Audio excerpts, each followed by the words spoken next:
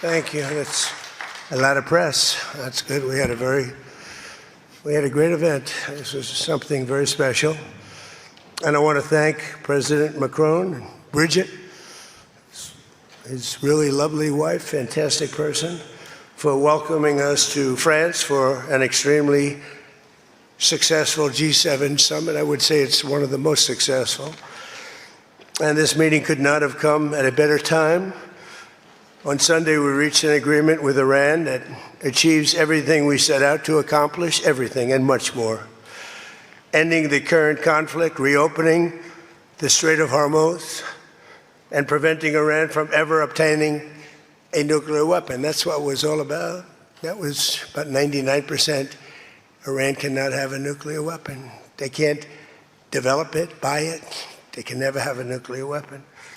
At the same time, with this announcement, or close to it, as people started to think it was going to happen when Iran was making some very positive statements, the stock market has surged to record highs, picking up thousands of points over the last short period of time, thousands of points.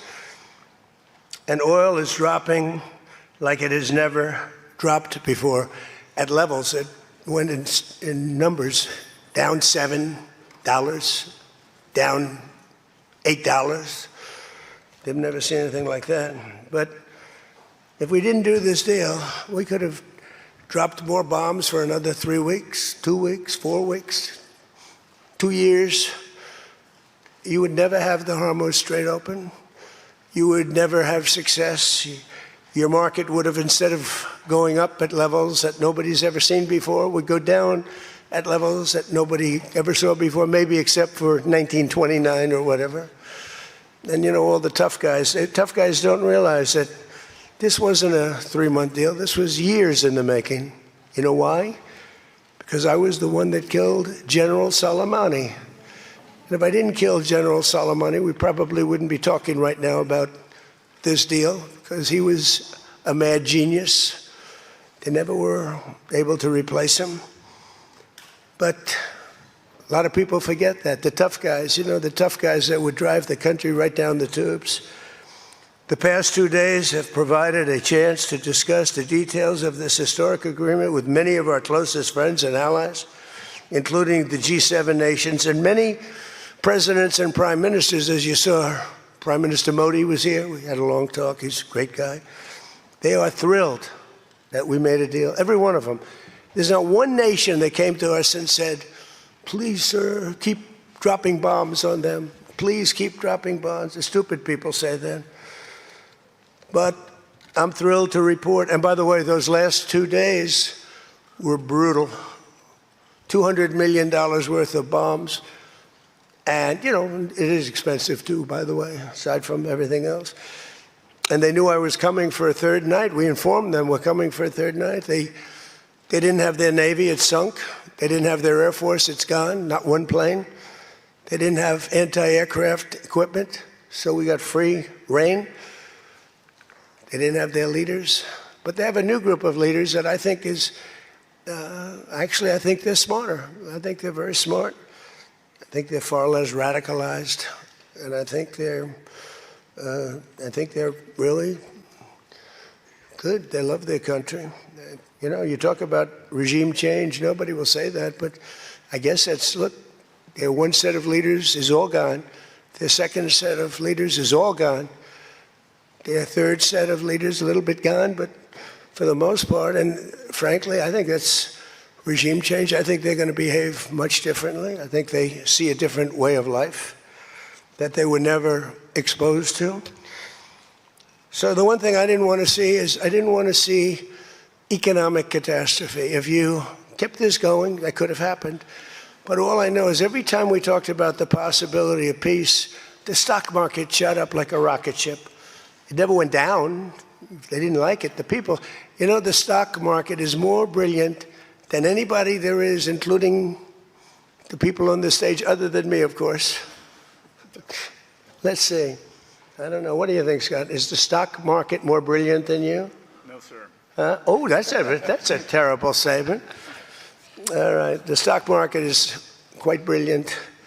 And every time we said something amazing, like we're going to settle, it would go up. And every time we said something negative, like, guess what, we're not going to be able to settle, it would go down very big, Peter, very, very big. Tells you something. And you know, I've studied presidents, some good, some bad, some great. Not too many are great, and some really bad. We had one just recently. And the one president I did not want to be was the late, great Herbert Hoover. I didn't want that, and who knows what would have happened. But bad things happen, so the past 2 days have provided a chance to discuss the details of the deal with the closest friends and allies, heads of countries. They were all here, a lot of them, far more than the 7, as you know, a lot of them. And they put out a statement. I think President Macron, who did a great job, by the way, him and Bridget, they did a great job, but they all put out statements saying they love this deal because they want to see it over, and they love the fact that the hormones, don't forget, if we were going to drop bombs, let's say we went another month, another 2, 3 months, maybe weeks, could be another 3 months, could be whatever. What do you have left? Got maybe nothing, but you don't have, the strait will never be open because people that own billion-dollar ships, these ships cost $1 billion. They don't like sailing ships or having their ships participate when you go up the coast and you go through the strait and there are rockets flying over your head. They want to protect their $1 billion investment. You wouldn't have oil for maybe years. These are stupid people. But nobody was tougher than me. Nobody hit Soleimani. You know, when I hit Soleimani, people thought that was the biggest thing to happen in the Middle East for 50 years. That was the biggest event. He was the boss of Iran and respected, but he was a mad genius. He was a genius, the father of the roadside bomb. When you see young men, and in some cases women, mostly men, walking around without legs, without arms, with a face that's been blown to smithereens, it's Soleimani, 95%, 96.2 they say or something, 95%. That was Soleimani did it. Happened to come from Iran, and I blew him up. You remember that? I blew him up in the Valley of Death. He got off his plane and we followed him, and in all fairness, because they've been wonderful to me, Israel, but they didn't want to do that attack. They were all set the night before the attack. They informed me they didn't want to do it, so I had to make a decision. I made the decision to do it. But it was a joint venture, as we say in the real estate business. That was a joint venture between Israel and us. We studied it for a month. We knew what plane he was going to be on almost a month before. He only traveled on commercial airliners, the big ones with lots of people, because he knew we wouldn't shoot him down. He's very smart. But we knew he was going to be on that plane. We followed him. And then Israel informed me that they won't do it.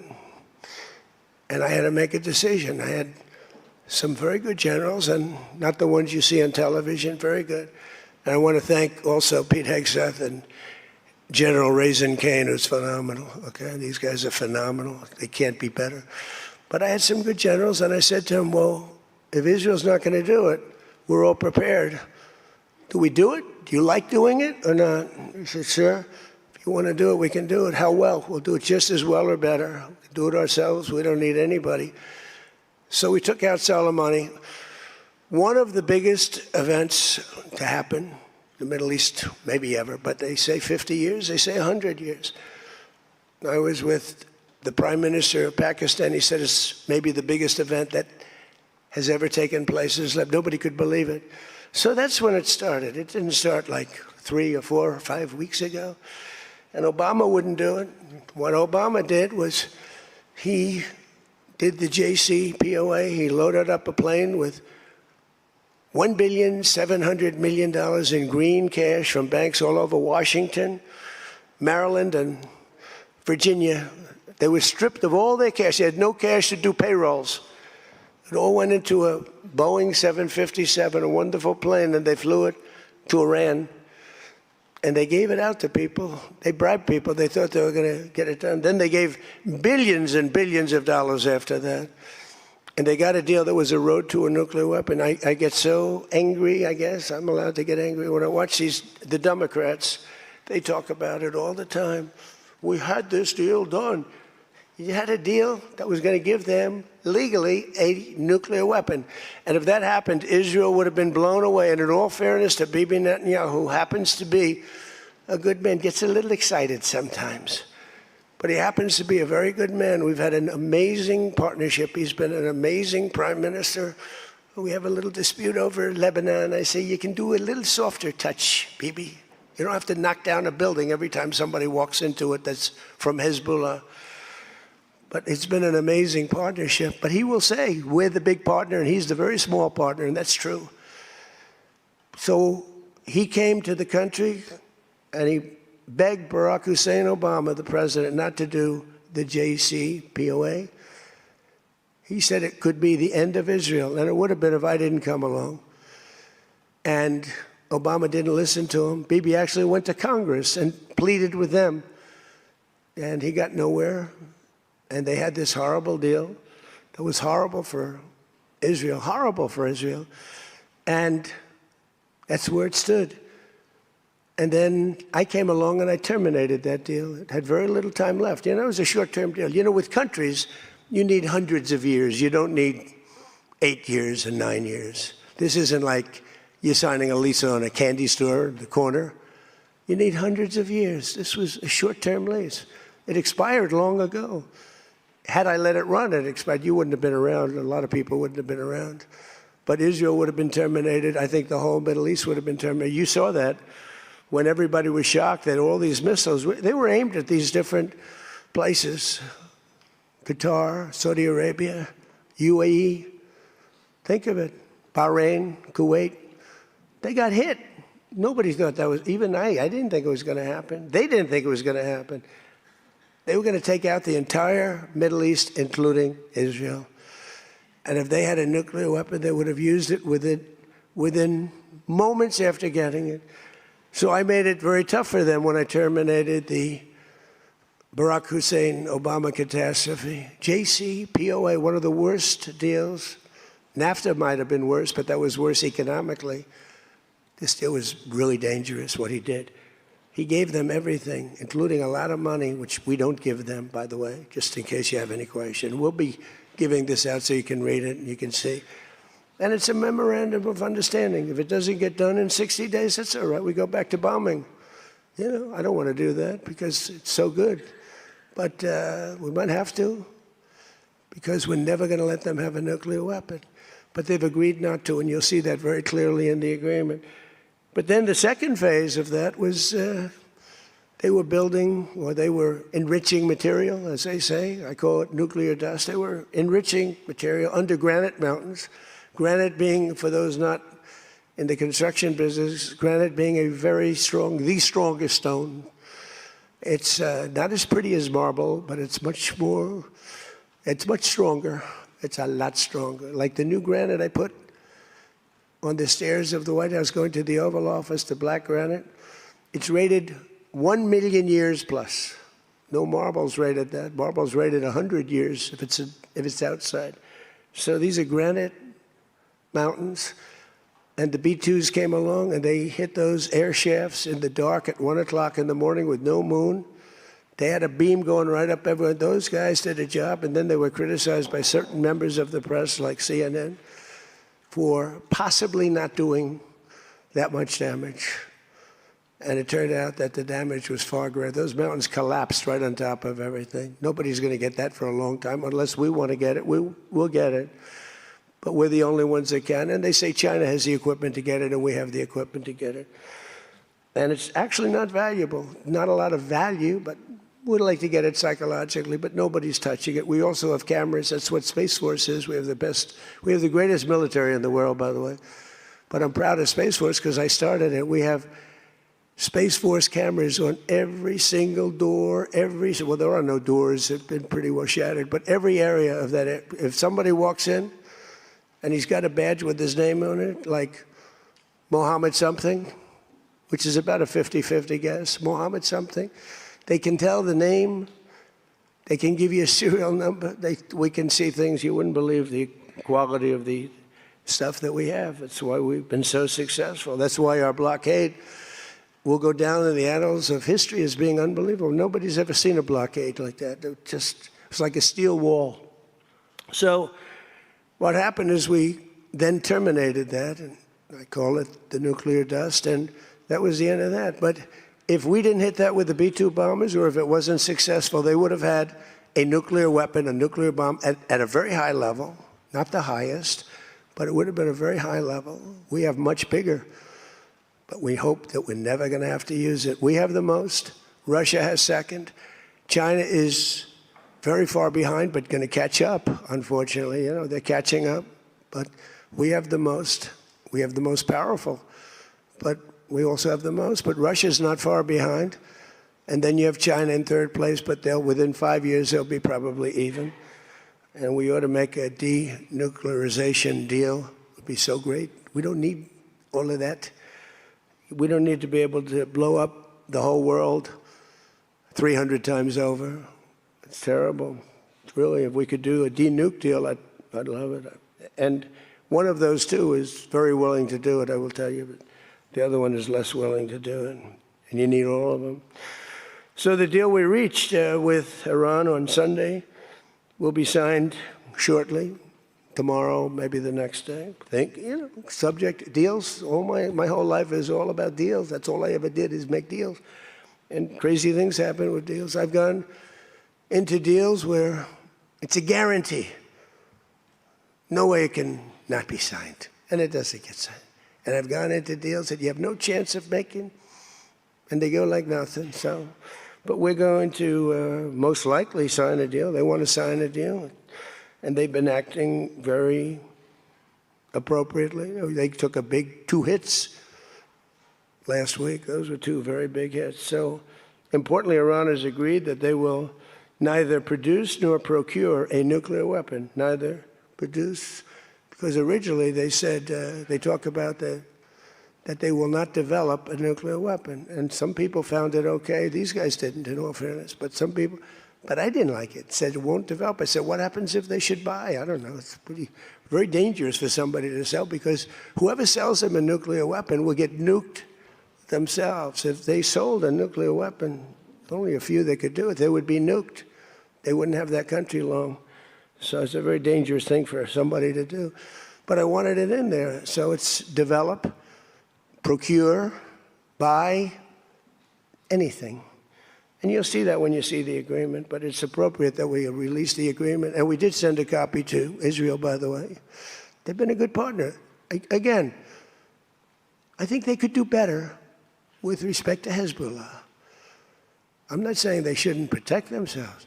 I'm saying when 2 drones are shot into the desert and drop harmlessly, you don't have to knock down buildings in Beirut.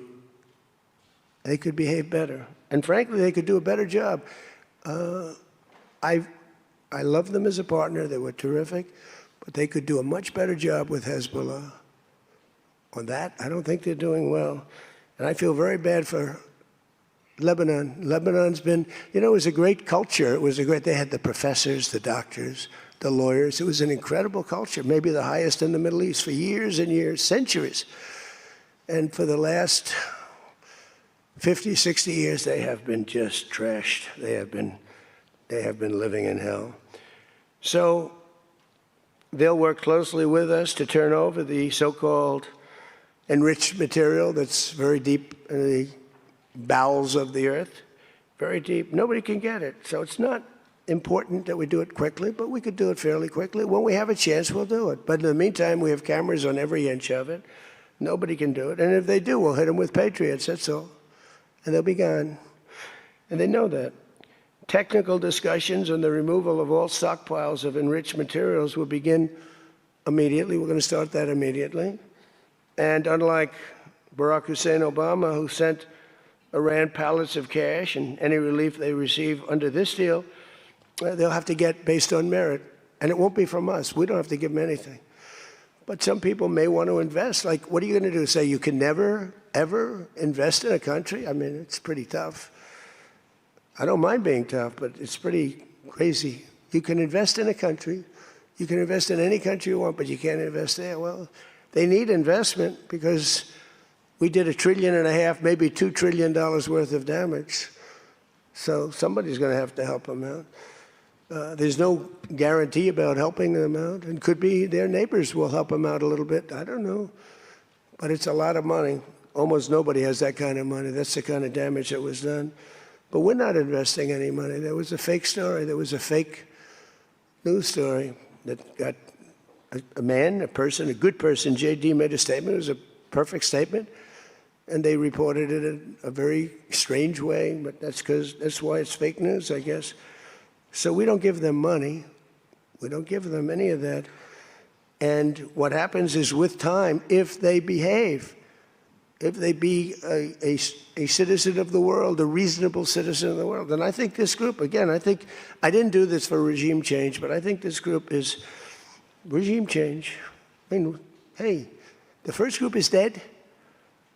One little morning, having breakfast, the whole group, they thought they'd never be caught because we never bombed during breakfast, but we bombed, and they all, 88 people. And I'm not proud of that at all. But the second group came in, and they were very unreasonable, too. And they were all gone. They were all gone. And then the third group, we've been dealing with them. A couple left this planet, but we've been dealing with them. And again, they've been fine. I mean, I've had a lot easier. I've had some easier ones. They're tough. They're smart.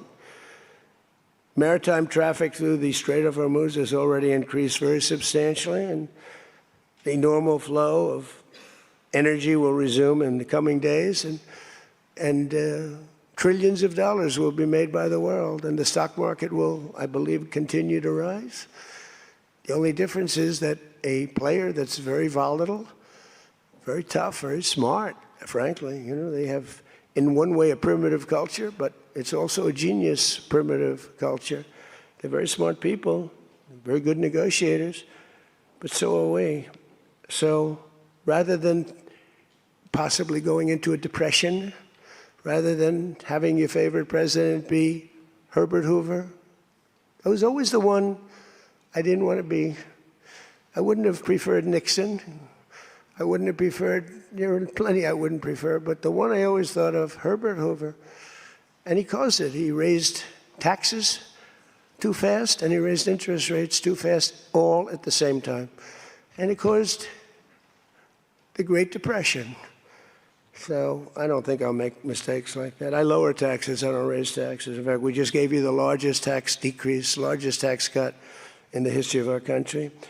So we'll be working on a parallel effort with the Gulf nations to address non-nuclear issues, such as the conventional ballistic missiles, which we'll be talking about, and support. I mean, they have to have some because other people have some. You got to have some. Somebody said, you shouldn't give them one. I mean, I have guys, I like some of these guys, but I don't think they're smart. Sir, you shouldn't let them have any missile. I said, well, what am I going to do? Am I going to let Saudi Arabia have missiles, but they can't have them? Yes, sir. It doesn't work that way, It doesn't work that way. And missiles aren't the problem. Missiles they hurt a little location, but they don't blow up the planet. So the Gulf nations will address the non-nuclear issues. As we'll be talking about the ballistic missiles, and we'll talk also about the terrorist proxies that they have. That we don't want that to happen. But I want to thank our partners in both Pakistan and Qatar. These people work so hard. And they knew them a little bit. In the case of Pakistan, quite well. In the case of Qatar, they were sort of at odds. And, Qatar was great because they had right next door. When I flew from there, from that location to Saudi Arabia, I'd fly for 40 minutes, and I'd fly to UAE for 40 minutes, two great leaders there, by the way. In the case of Saudi Arabia, the father's still alive, and he's fantastic, and the son is going to be great. He's going to be great. The Crown Prince and Mohammed at UAE is an incredible warrior. He was dropping bombs Last week I said, who the hell's dropping all those bombs? It was UAE. He's a good fighter, Mohammed. But every administration for decades has sought to get Iran to relinquish its nuclear ambitions, but the threat only got bigger. The words got bigger and bigger and stronger and bigger, and nothing ever happened. And Iran got stronger and tougher. If we didn't blow them up the first time and then blow out those weapons, they would have been unstoppable. This should have done, what I'm doing and what I did should have been done years ago. Would have been much easier, much less firepower, but it wasn't. And again, I want to thank all those countries, and I want to thank Israel and Bibi Netanyahu. So obviously the breakthrough would not have been possible without the unprecedented pressure the United States put on the regime over the past year and a half. But again, it started a long time ago. It started with the death of Soleimani. That was a big deal. No president in history has ever been tougher on Iran than I have, and they know that. And by the way, if they don't honor the agreement, or some things aren't even mentioned in the agreement, it's a memorandum of understanding, but we have an understanding of certain things without writing it. And if they don't honor that, we'll probably go back to bombing them until they honor it, you know? It's amazing what bombs can do. So I say it, the Obama deal was a road to a nuclear weapon, and let's call it the Trump deal, was a wall for a nuclear weapon that the nuclear weapon could not get through. Nobody's going to get through it. We built a wall. They weren't going to have it, and that's what we have right now. And it says very clearly, the most important clause to me, too, number one, the Strait opens, but that's much less important than the other clause. Clause number whatever, 5, 8, is a very strong statement that they will never have a nuclear weapon. And it doesn't say they'll have one in 5 years or 10 years or 20 years. With Obama, they were able to enrich very quickly.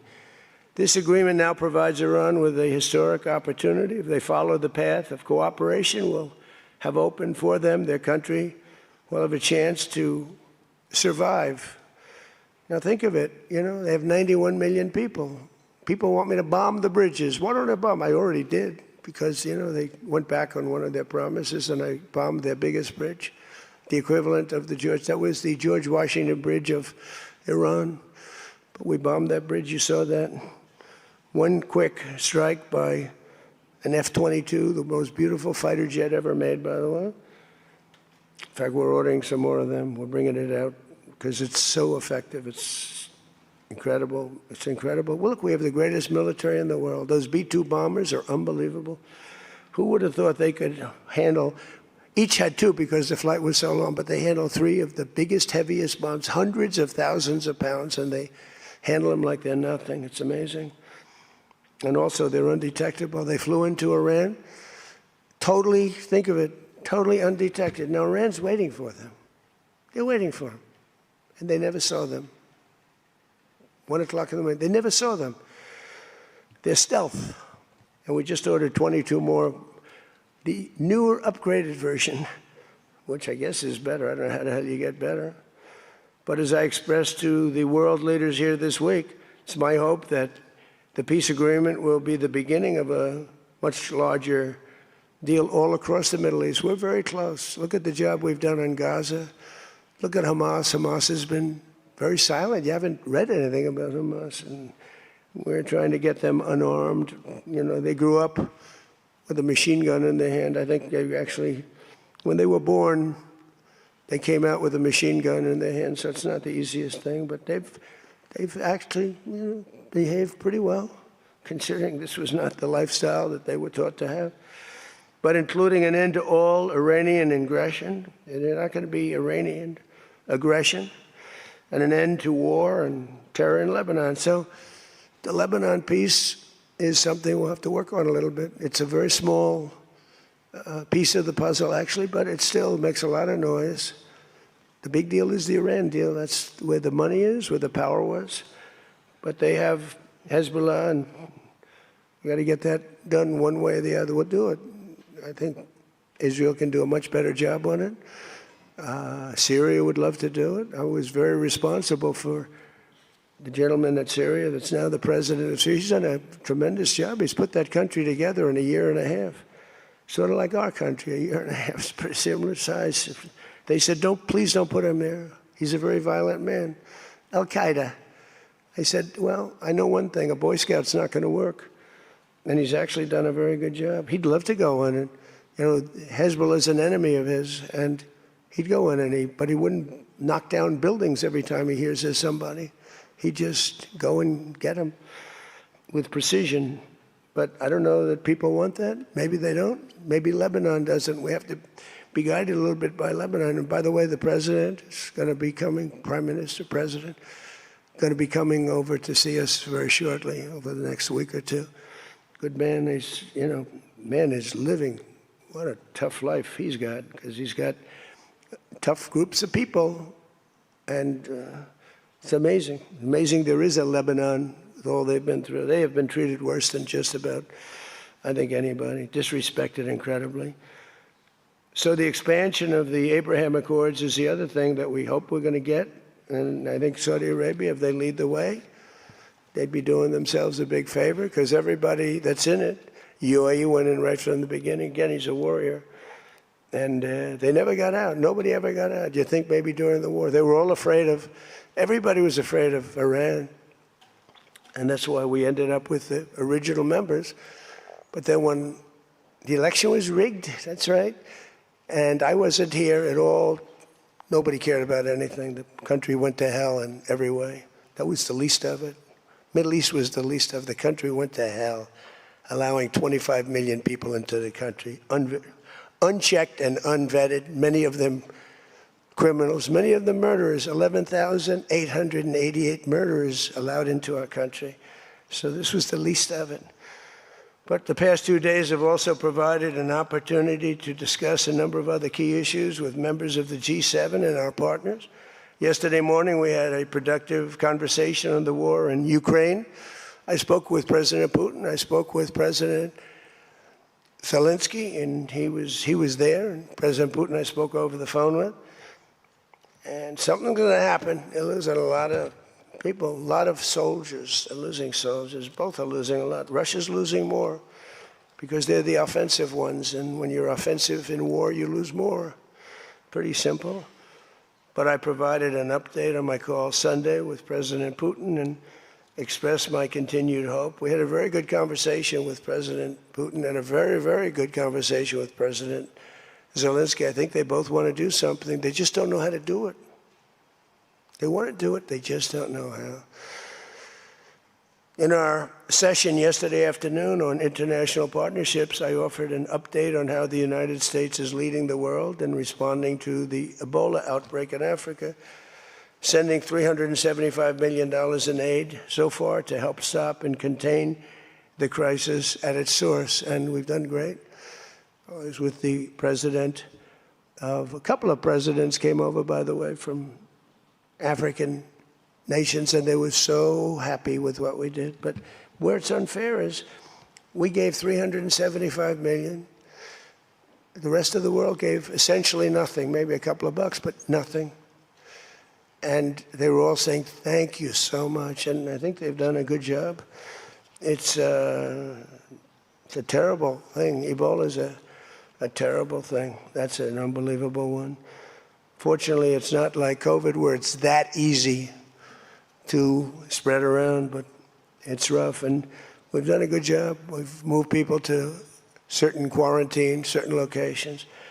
But today we also had excellent meetings on the economy and artificial intelligence, which is amazing what's going on with that. It's going to be the biggest thing ever. We have to be very careful with it. It's both great and could be bad. We have to be careful with it. But we're leading China. We're leading the world on that. We're allowing them to do their own electric plants because they need, as an example, those buildings are so big. And they're not taking the community's electricity. I gave them the right.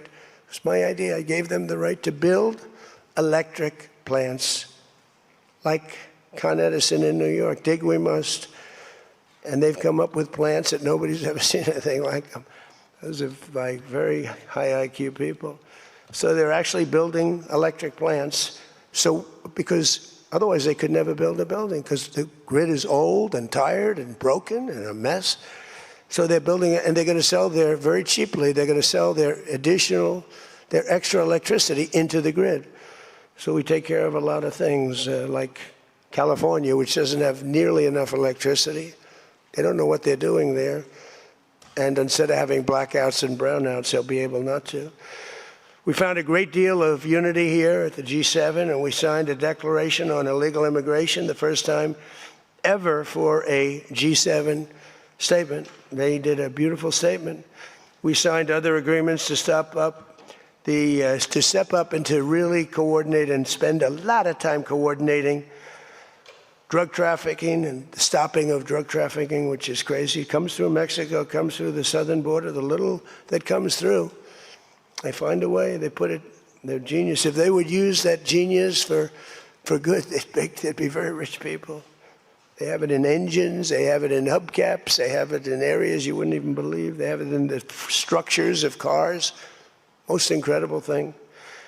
But we've done a great job on it. We have drugs coming through the border are down 61%. Drugs coming through water, the sea, ocean, sea, Gulf, down 97.2%. That's the ones that get hit. Just like we hit the Iranian minesweepers and mine droppers, they call them. They dropped. Who would have 28 mine droppers? Who has 28 mine droppers? They actually had them, but they don't have many more. We hit them just like we hit the drug dealers. But drugs are down by water 97%, and over 60% they're down. And now we're going to go and focus on the land. They come through Mexico. Mexico has lost control of their country. The cartels run Mexico, and it's sad. And the president's a very good woman, but she's a very scared woman. The drug cartels are totally running Mexico. It's not even close. We agreed to accelerate our efforts to secure our critical minerals and rare earth supply chains, where we have great companies really going to town. We're going to give everybody a big run because we do it better and we had to get motivated. The G7 also agreed that the United States' new approach to international development based on the private sector investment is working at levels that they never thought possible. It's really working. I held a number of very positive bilateral meetings, including with the President of France. It was a very good meeting, actually. The Emir of Qatar, Sheikh Tamim. I tell you, I wish I could really know the guy. You know, some people say, well, he lived in that neighborhood. You can't be saying things that you'd like to have him say. He was fantastic on this, and he's been fantastic guy in terms of energy and getting energy out there. President of the United Arab Emirates, Mohammed bin Zayed, who's an amazing warrior. President El-Sisi of Egypt. Prime Minister Modi of India. We spent a long time together today. I spoke to Mohammed. I spoke to the Crown Prince of Saudi Arabia a number of times. They're all so happy that they're still. You have to have them happy too. You know, we're using their airports. Not that they could stop us if we didn't want them to, but it'd be nice that I went to get that little sucker. But I missed. I hate missing. But we spoke to all of them and many countries all over the world. So every country, I think Israel too. Look, think of what Israel's getting. They're not going to be nuked. It's very simple. I told Bibi, your biggest risk was that they'd drop a nuclear weapon into the middle of Israel. They'd only need one, and there would be no more Israel. Think of it, Bibi. You got the best, the most important thing that you were asking for is that. So I think they're happy. Some people are going to be, not him, but there are some people, some writers, some that I thought were friends of mine, but I don't want them as friends anymore because they're either stupid or they're bad people. But we stopped nuclear holocaust, and it stopped too. I mean, there's not going to be any of that. So from the beginning to the end, it was clear that this week America's back. It's bigger and better and stronger. We're more respected as a country right now, I think, than we ever have been. And we were a laughingstock 2 years ago. They would laugh at us. We had a man that should have never been there. You know that. A man that would walk up to a podium once every year, and they'd ask him, what flavor ice cream do you like? I like vanilla. Then he'd try and find the stairs, which he couldn't find most of the time, and he'd leave. This is very unfair reporting. And then you said you didn't know about that. You didn't know there was something wrong. We can never let that happen to our country again. To me, the worst. We had the worst inflation ever. We had the worst in prices and the costs. It's all coming down now because the oil is bringing it down. You're going to see numbers that are going to be amazing. But this evening, I look forward to a very special dinner with President Macron and his fabulous wife at the Palace of Versailles. I sort of like that palace. Palace has a lot of gold. I want to check it out. It's a beautiful palace, maybe the most beautiful of all. I hope you're going to get to see it. The ones that are traveling with me, I hope you're going to get to see it because it's amazing. But they asked me if I'd stay a little bit longer and go to Paris. So I'll get home a little bit later, but it'll be a nice dinner. But I'm interested to see it. I mean, that's the ultimate, I guess. It's the ultimate of its type. Louis XIV, celebrating the 250th anniversary of America's founding and America's oldest alliance. And we're celebrating that a little bit tonight. They'll have the biggest people in Europe at the dinner. And those people love our country. And hopefully Europe's going to find its way. Europe is having a lot of hard times. They're doing some things very badly on energy and on immigration. They're doing things very badly. And we'll be talking about that tonight. So with that all said, if you want to ask us any questions, feel free to ask the people behind me. Yeah? Peter? Bonjour. You've been clear, President Trump, the United States is not going to directly pay Iran, but the U.S. is going to let the Iranians start making billions of dollars, selling oil, accessing this reconstruction fund. Only if they're doing things right. Only if, Peter, only if, we're not doing anything. We're not putting up money. Only if they're doing things right. If they're doing things right, if people want to invest, they can invest. But they had this $300 million fund. It's only $300 billion fund. It's only if they're doing things right. Remember this also.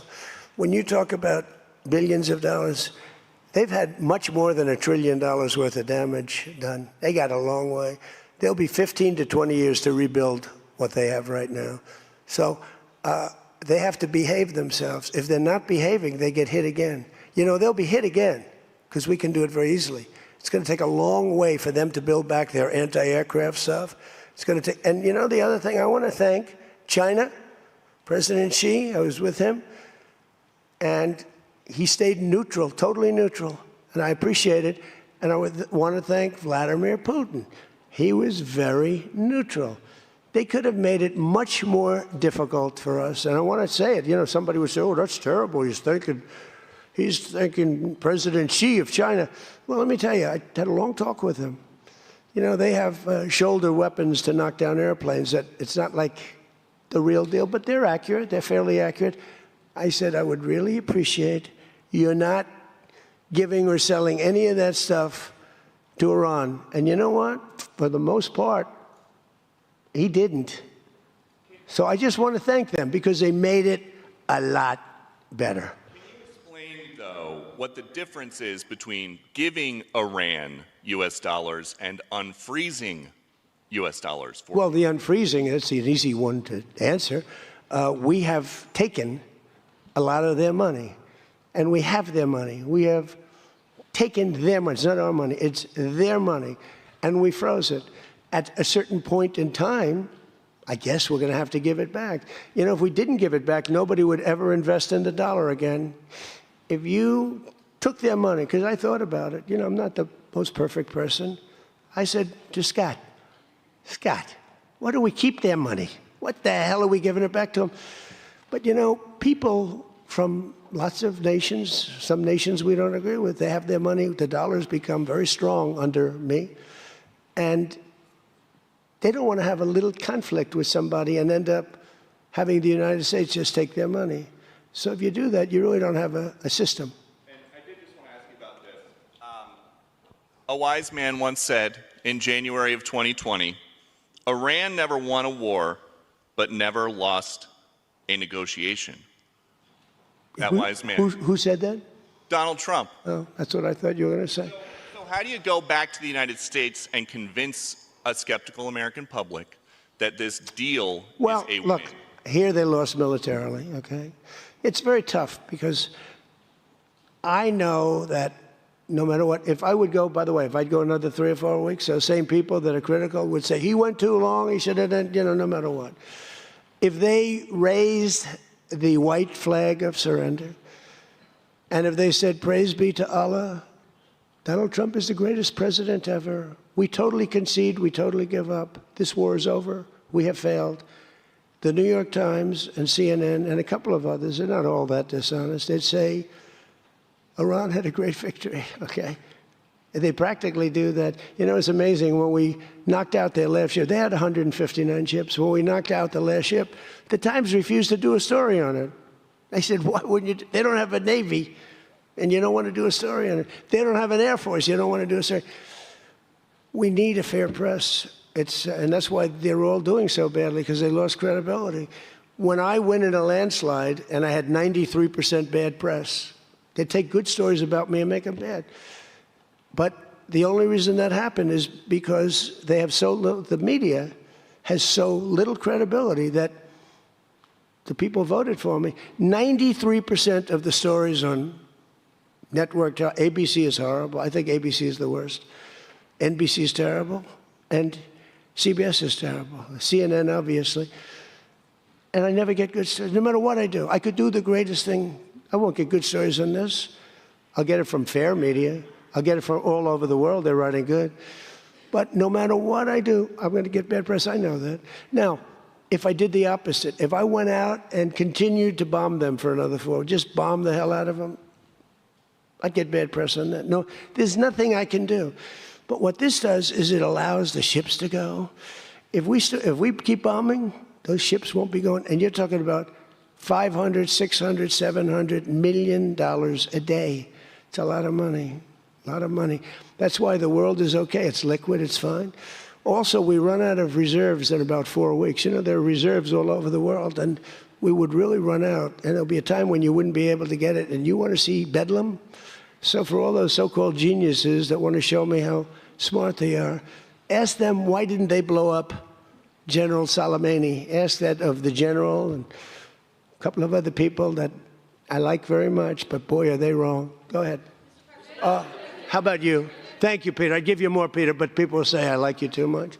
Thank you, Mr. President. Bonsoir, Mr. He told me that first day in office, he asked me like 7 questions. I answered all of them. Is this true? He said, he just answered more questions in one meeting than Joe Biden did in 4 years, okay? I'm not going to get you in trouble, but that's what you said. Go ahead. Well, Mr. President, in The Art of the Deal, you write about the importance of leverage. Yeah. Obviously, you have a lot of leverage when it comes to Iran, whether Tremendous it's militarily or through economic sanctions.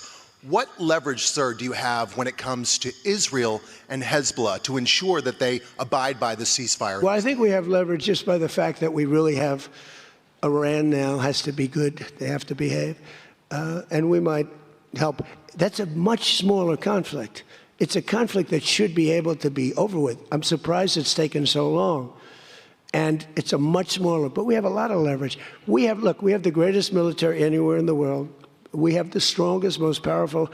Look at the blockade. By the way, the blockade was more impactful than all of the bombing raids where we dropped $1 billion worth of bombs on Iran. The blockade was so incredible. The naval blockade, the admiral, the whole thing, not one ship got through. That meant no money got through. They were dying. They had no money. They have inflation that's 250 or 300%. They have no money. We have tremendous leverage. We have the leverage of the economy, as an example. We'll get that done. That's a small one, and we'll work with Israel and get it done. But I'd like to do it. I mean, you have people living there. Buildings are being dropped on top of them or right alongside of them. How would you like to live there? It's so unfair, especially Beirut. You go into Beirut and I looked at the scene 2 days ago, yesterday, where they hit. That was a big hit. That was unnecessary in my book. Yeah, please. Two questions. If you could clarify something you said just a few minutes ago. One of the goals of Epic Fury going into it, you said was... Say it again. Speak up. Sorry. One of the goals of Epic Fury, you said going into it, was to destroy Iran's ballistic missiles and its capabilities to build more. Yeah. Why is it acceptable to you now that they keep some of that capability? And Iran is... What are they keeping? What are they keeping? They have less than other nations now. We knocked out probably 85% of their missiles. The rest of them are underground. They can't even get them out. You know, the other night's raid, I think it was on the first night, we knocked out hundreds of their missiles. Actually, by mistake, we were hitting an area, and you can sort of see when the bombs are going off, and then you see one that looks like, wow, what happened? A lot of missiles knocked out. No, but what are you going to do? Let's spend another 2 weeks and give them none. They don't want to be firing missiles right now. They're going to have a hard time rebuilding. They're going to have a hard time rebuilding. And if people from the Middle East, if people want to invest, and again, they don't have to invest at all, but if they do want to invest, it does have oil. It does have probably a future, but it's going to take a long time. But are you going to let the 91 million people starve to death? I mean, one of the things I was very intent on, they have water desalinization plants, very good ones. I could have knocked them out in 5 minutes, just like I knocked out Cargill, and I knocked out everything but the oil. I said, 25, it was so complete. The only thing there is the pipes coming with the oil because I didn't want to ruin the world market because they do a lot of money. But I didn't want to do that, no. It would have been so easy. It would have been easier, and I would have satisfied a group of 10% of the people, but it would have been the wrong thing to do. And it could have caused an international depression. Maybe not. Iran's position has always been that their nuclear program was for civilian purposes. If they come back after the signing of this and say they want to continue to have a civilian nuclear program, is that acceptable to you? Well, I've said to them always, I say, look, you have probably the third largest oil reserves in the world. What the hell do you need nuclear for? You need nuclear for some electricity? So I've always felt that way. So we've been pretty tough on that. It is a little hard, though, when you say that somebody wants it, other people have it, other adjoining states have it, and you're not letting them have it for purposes of electricity and things like that. It's always a little tough. You have to use a little common sense, please. New York Times, please. Thank you, Mr. President, for the question. Now that you're approaching a new phase in this conflict with Iran, can you now say whether you will hold anyone in your administration accountable for the strike on a school that killed more than 100 children on the first day of the war? No, if it was a fault, and as you know, that's under investigation. It's such a strange question to be asked at this date, because you're talking about a long time ago, but nobody did that on purpose. I guess you'd have to say about them, what about the thousands of soldiers that they blew up when they opened their car door? What about the thousands of people that were killed by Iran? No, mistakes are made. The war is nasty. But I know it's under investigation, and I could have a report for you tomorrow. Or I would ask Pete Hegseth that question, because they have it under investigation. Please. Mr. President, you've been saying all week that this deal permanently prevents Iran from getting a nuclear weapon, but the drafts of the deal that have been floating around barely mention Iran's nuclear program. So can you explain how exactly the deal achieves that goal? So when I say permanently, it should be permanently. But if it's not permanently, we will bomb them. They will be bombed, just like I bombed them on Wednesday night and Tuesday night, and was going to bomb them on Thursday night at a level that was 3 times greater, and they knew that. I will bomb them. Now, that's with me as president. If you have a weak, pathetic president, maybe that doesn't happen, but I can only do the job that I have to do. I have a long time to go. I have almost 3 years, close to 3 years. Time is going fast. But our country's become we're the most respected country in the world. Those leaders today, they said, we used to laugh at you. 2 years ago, the same guys, they'd laugh at the country. And now they say, you're the most respected country anywhere in the world. Militarily, even military. Take a look at what happened look at what happened in so many different locations. Afghanistan, that horrible retreat that these people made, leaving equipment behind. They weren't under any pressure. You take your time. You can get out. I was going to get out. We were going to get out with dignity and pride, take 100% of the equipment. I was even taking the tents down.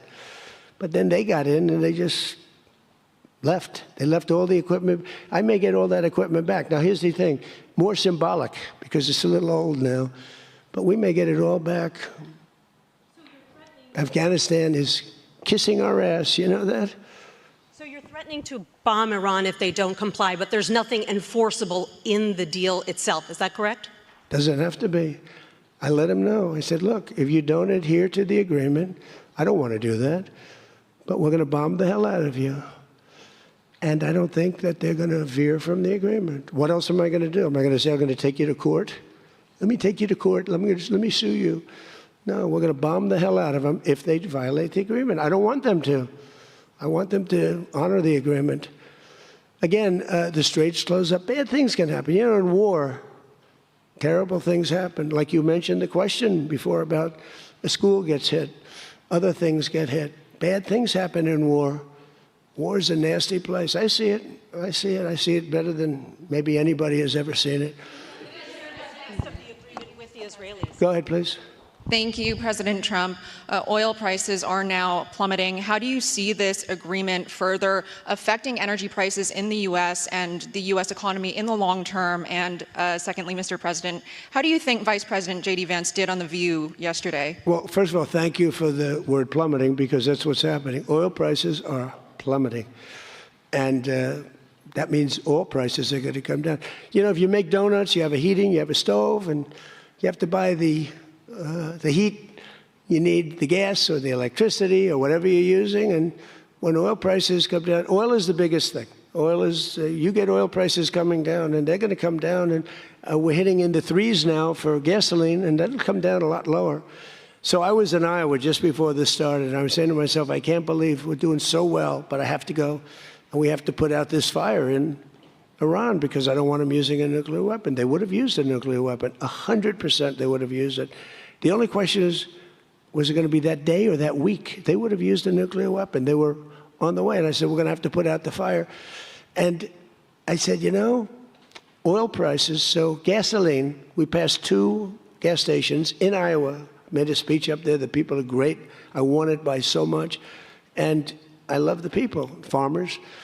And we passed 2 gas stations. One was $1.85. One was $1.91. Now, that's Iowa. But it was, I mean, California has all those crazy taxes that they put on, you know, California taxes. But the oil was down to $2 to, I'd say, between $2 and $2.50. And it was heading down further. And we were going to have a great run. We took a little journey down to a place called the Islamic Republic of Iran, and we bombed the hell out of them. And now they can never have a nuclear weapon. Now, we had a disturbance, but I must say it was much less than anybody thought. The oil never went to $350 a barrel. It went to $115, $120. The oil never went anywhere near that. And the other thing, I thought the stock market would go down 25 or 30%.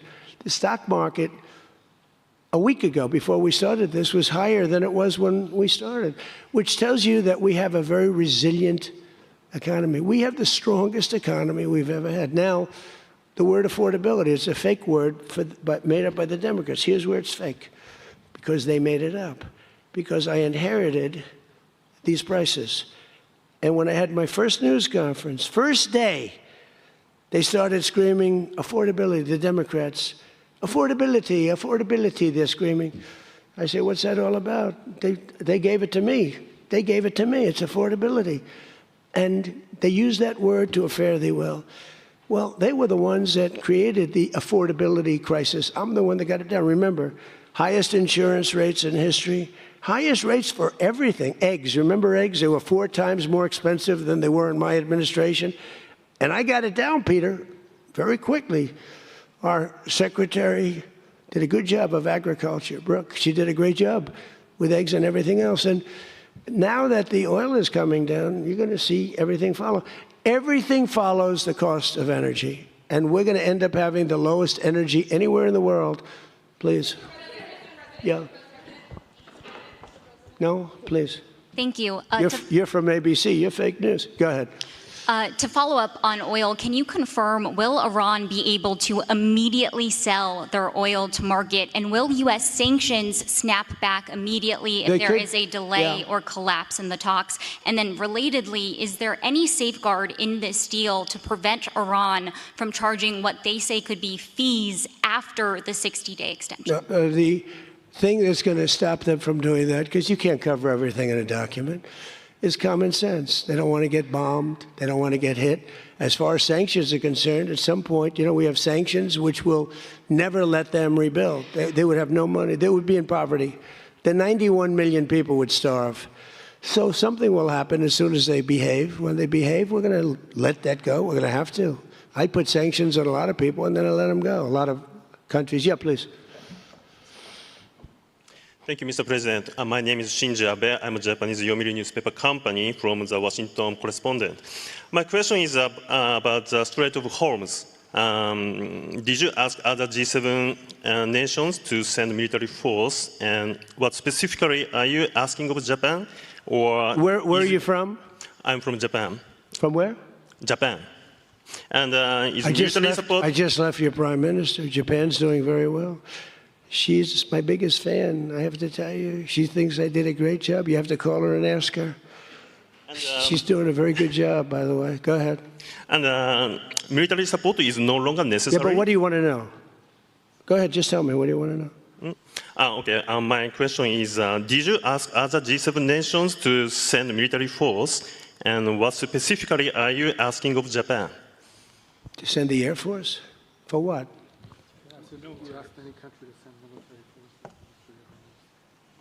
Oh, other countries, not just Japan. No, we don't need it. Oh, by the way, they all want to do it.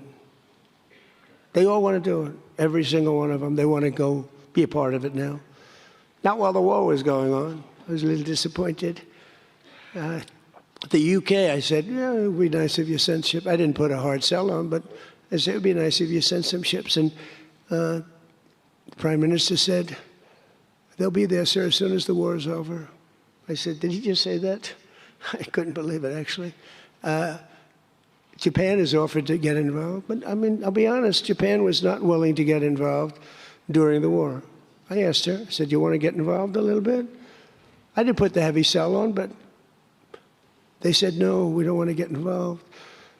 Nobody did. We did it ourselves with Israel and with the Arab states that got hit, surprisingly hit, yeah. Yes, please, go ahead. Thanks a lot, Mr. President.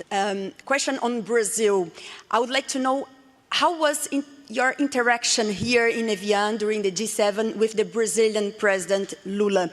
Did you talk about the new U.S. tariffs on Brazil? Did you talk about the U.S. designation of criminal gangs as terrorists? We did. How was it? I spent a lot of time with him, actually, and it's become a little rough country, right? Politically. It's been a little dangerous politically. You're talking about Brazil. Yeah? It's been nasty. I hear they arrested somebody that's running for office today. I found that out after we left. I just said goodbye to him, and I heard that they arrested the Bolsonaro Jr. He was doing well in the polls, and they arrested him because he made a statement in Texas. They arrested him, or they want to arrest him. They have something out for his arrest. No, they play pretty tough. But nobody plays tougher than the United States. Look, our elections are totally rigged. We have rigged elections.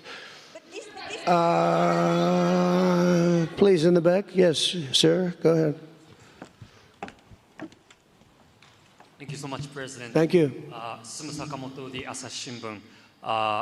For G7, the concept of the rule of law has long been considered the core principle. During this summit, any of the leaders expressed any concerns on the possible violation of international law on the attack on Iran? No, actually the opposite. They felt they were very dangerous. They were very relieved because they could get hit too. They were very relieved. No, we never discussed that. No, it would be the opposite. They broke the law. They killed thousands of people. They killed thousands of our soldiers and hundreds of thousands of people. Yeah, please, go ahead.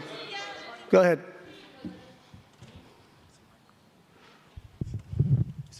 Okay.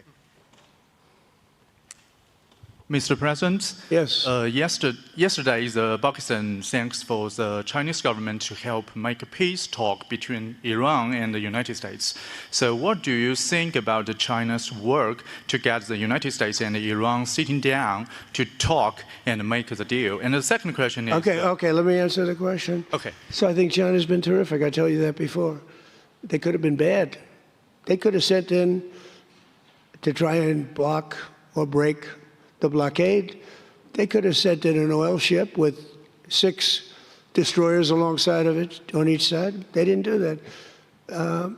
President Xi helped me. He tried to help, and I think he probably helped get it solved. You know, they get 50% of their oil from that location. So that wasn't that easy. President Xi was fantastic. He tried to help me solve it. And he didn't give any big weaponry. I guess we'll find something somewhere along the line. But he didn't give any big weaponry, I can tell you that. No, I think China I couldn't ask for much more. Again, they were impacted because they get more than 50% of their oil from the Hormuz Strait. And no, I thought they were fantastic. Okay, how about one more question right here? Go ahead, please. The latest YouGov Economist poll shows that Democrats have lost a 5-point edge on the generic congressional ballot. They just have now just a 2-point lead since February. Do you think that they're losing momentum? Well, I see the Republicans in generics. You know, generics are very important. I don't know how accurate, because I see a lot of bad polls. The polls are very dishonest, just like a lot of reporters, like these people over here, are very dishonest. CNN, ABC, it's a whole group of them over there. They're really dishonest people. But, you know, and really networks are very dishonest. And they have to straighten themselves out or they're not going to be very successful because people don't believe them anymore. But no, the generics are very interesting because the Republicans are coming up strong even before this. You know why? They're seeing all these lunatics, like the guy in Maine with the swastika. You know, for 10 years they've been calling me a Nazi. And now they have a Nazi running. He's got a tattoo on him. I've been denying it for 10 years. They know it's not so, but they've been calling. I don't think they can call it to me anymore. You know, one more? One more? Go ahead, Peter. Let me finish with Peter because he's been better to me than he's been to Biden. Thank you, President Trump. I have a question about this weekend. Why not stick around for the signing ceremony with this Iran peace deal? I might. You might? Yeah, I might. But I'd rather, this is a memorandum of understanding. It's very important, but it might not be the kind of a document that I should be signing. Is there some element to this where you send the vice president, if it works out, great, you look like a genius for sending him. And if it doesn't work out, it's the vice president. I like that idea, sure. What? This way, if it works out, I'm going to take the credit. If it doesn't work out, I'm blaming JD. You better be careful, JD. He's going to turn his plane around and get the hell out of here. Yeah, I like that idea. I think it's a good idea. Thank you very much, everybody. Thank you.